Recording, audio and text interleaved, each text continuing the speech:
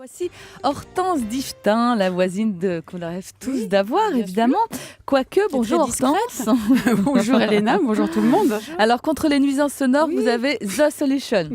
Parce qu'il y a les nuisances sonores et la pollution sonore, ça peut vite taper sur le système quand même. C'est vrai, ça rend dingue. Et à moins d'habiter dans le désert, on y est tous confrontés. Qu'on vive en race campagne ou en ville, le nuisant est parmi nous. Il est autour de nous. Non, le problème en plus avec le voisin nuisant sonorement parlant, c'est que très souvent, il ne se rend pas compte qu'il fait du bruit, qu'il emmerde tout le monde. Non, il ne se rend pas compte. Et s'il a un doute, ça ne le dérange pas plus que ça. Parce qu'il pense que les bruits qu'il fait par lui-même ne sont pas gênants, contrairement aux bruits que font les autres. Exemple, la tondeuse à gazon. Le type qui tond sa pelouse à 8h de mat tous les dimanches. Comme ça ne le dérange pas personnellement. Il ne se demande pas une seconde si ça embête les voisins. Non. Pour lui, la tondeuse fait partie de la vie à la campagne. Alors qu'elle fait surtout partie de sa vie à lui. C'est comme ça. C'est comme le Jones avec sa mobilette. Sa mobilette à 2 balles à laquelle il a trafiqué le pot échappement. Mais il croit quoi, l'abruti? Il croit que parce qu'elle fait un bruit de dingue, sa pétrolette, elle s'est transformée en Harley. Et qu'en plus d'être complètement bouché, on est complètement miro. Ah non, le bruit, ça peut vraiment taper sur le système. Ça va bien, Hortense? Est-ce que vous allez bien, là? Oui, ça va. Non, mais c'est mes voisins.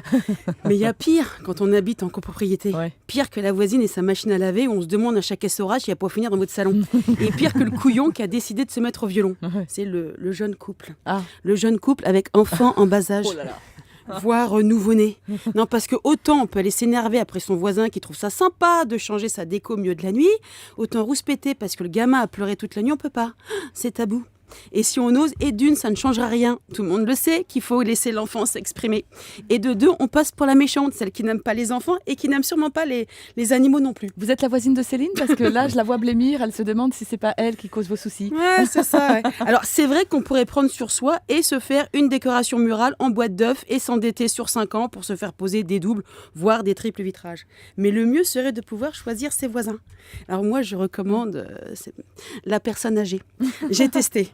Et c'est vraiment le voisin idéal. Elle fait pas de bruit.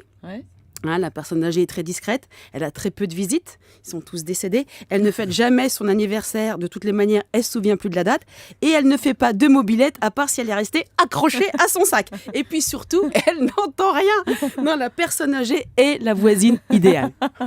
Pas sûr, en fait, Hortense, que la personne âgée soit la voisine idéale, justement parce qu'elle est parfois un peu sourde, et qu'elle va vous mettre les feux de l'amour, et question pour un champion, à fond.